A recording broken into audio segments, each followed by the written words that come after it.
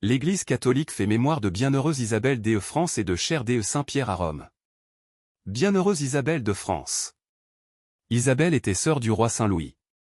On la connaît par un portrait plein de vie laissé par l'une de ses dames d'honneur Agnès d'Harcourt. Gracieuse et belle, la jeune princesse était de santé fragile mais elle tenait son rang avec vaillance au palais, près de sa mère Blanche de Castille, la reine intrépide. Très tôt, on remarque son attrait pour la prière, son amour du silence et le souci du service des pauvres. Isabelle de France refuse à 20 ans, malgré l'insistance du pape, d'épouser le prince Conrad, fils de l'empereur Frédéric II. Sur le conseil de Saint Bonaventure et avec l'aide de son frère le jeune roi Louis IX, elle établit un monastère à Longchamp pour des sœurs Clarisse. Elle quittera le palais royal pour vivre dans une modeste maison tout près de ce couvent. Tout comme Élisabeth, Isabelle vient de l'hébreu Eliabeth qui signifie la maison de Dieu. De nombreuses saintes ont sanctifié ce nom, depuis Élisabeth, mère de Jean-Baptiste, à Élisabeth de Hongrie. On fête également le 4 juillet Sainte Isabelle du Portugal. Chère de Saint-Pierre à Rome. Dans la Rome ancienne, ce jour était consacré au culte des ancêtres. La fête de la chaire de Pierre, célébrée depuis le IVe siècle, s'enracine dans cette tradition. L'Église prie spécialement aujourd'hui pour le pape, successeur de Simon-Pierre, le modeste pêcheur de Galilée choisi par le Christ pour être le berger du monde et mort martyr sur la colline du Vatican à Rome. La chaire, c'est le siège, cathédra en latin, où le pape prend place pour présider l'assemblée des chrétiens et enseigner le peuple de Dieu. On a considéré parfois, à tort, cette chaire comme un trône, signe de puissance et d'autorité.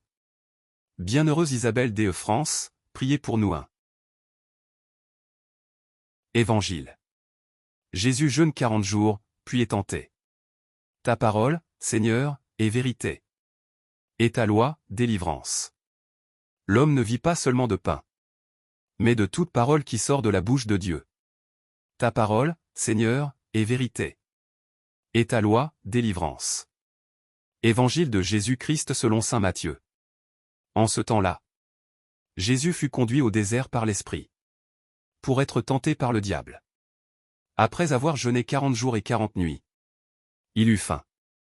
Le tentateur s'approcha et lui dit : Si tu es fils de Dieu, ordonne que ces pierres deviennent des pains. Mais Jésus répondit : Il est écrit : L'homme ne vit pas seulement de pain, mais de toute parole qui sort de la bouche de Dieu. Alors le diable l'emmène à la ville sainte, le place au sommet du temple, et lui dit : Si tu es fils de Dieu, jette-toi en bas.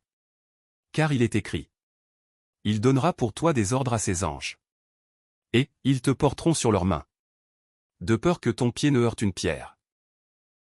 Jésus lui déclara : Il est encore écrit : Tu ne mettras pas à l'épreuve le Seigneur ton Dieu. Le diable l'emmène encore sur une très haute montagne, et lui montre tous les royaumes du monde et leur gloire. Il lui dit : Tout cela, je te le donnerai, si, tombant à mes pieds, tu te prosternes devant moi. Alors, Jésus lui dit : Arrière, Satan. Car il est écrit : C'est le Seigneur ton Dieu que tu adoreras. À lui seul tu rendras un culte. Alors le diable le quitte. Et voici que des anges s'approchèrent. Et ils le servaient. Acclamons la parole de Dieu. Louange à toi Seigneur Jésus.